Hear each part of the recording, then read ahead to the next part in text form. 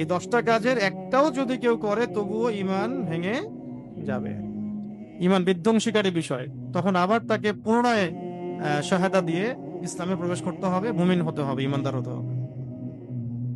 তাহলে এখন আমরা যে কয়েকটা বিষয় বলছি ঈমান বিধ্বংসী 10টা বিষয়। 1 নাম্বার, আল্লাহর সাথে শিরক করা। আল্লাহর সাথে শিরক করা, তাহলে প্রথম কথা হলো আল্লাহ পাকের সাথে শিরক করা যাবে না।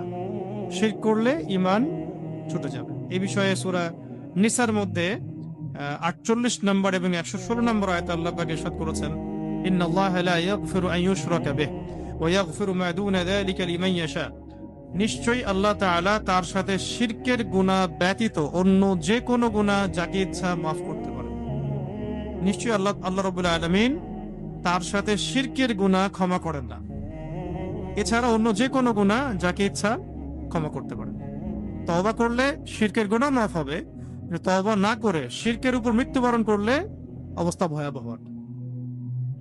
তো যার আমল নামায় শিরক থাকবে নিশ্চিত জাহান্নাম, আর যার আমল নামায় শিরক থাকবে না, যত গুনাহই থাক, একদিন না একদিন জান্নাত। 2 নাম্বার, আল্লাহ এবং বান্দার মাঝে মধ্যস্থতাকারী স্থাপন করা। আল্লাহ এবং বান্দার মাঝে মধ্যস্থতাকারী স্থাপন করা। আবার বলছি যে আল্লাহ এবং তার বান্দার মাঝে ওই যে তৃতীয় কোনো পক্ষকে দাঁড় করানো।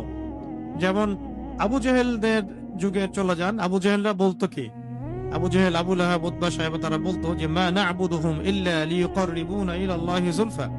তাদেরকে প্রশ্ন করা হতো যে তোমরা লাত, উজ্জা, হবল, মানাত এগুলো মূর্তির পূজা কেন করো? তারা বলতো যে মা না'বুদুহুম ইল্লা লিয়ুকাররিবুনা ইলাল্লাহি যুলফা। আমরা তো শুধু এই জন্যই তাদের ইবাদত করি যে এই মূর্তিগুলো আমাদেরকে আল্লাহর কাছে পৌঁছায় দিবে, মানে এই মূর্তিগুলো আমাদেরকে আল্লাহ পর্যন্ত পৌঁছায় দিবে। এই যে মধ্যস্থতাকারী স্থাপন করা, এখনো বাংলাদেশের প্রেক্ষাপটে বহু কবর পূজারী, মাজার পূজারী এইভাবেই এই আকীদাই পোষণ করে না।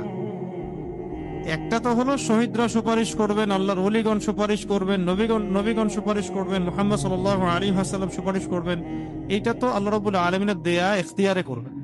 আর কেউ যদি আকীদা পোষণ করে যে কবরে শায়িত ব্যক্তি আমাকে সন্তান দিতে পারে, আমার ভালো মন্দের মালিক, আমার কথা শুনে আমি দোয়া করলে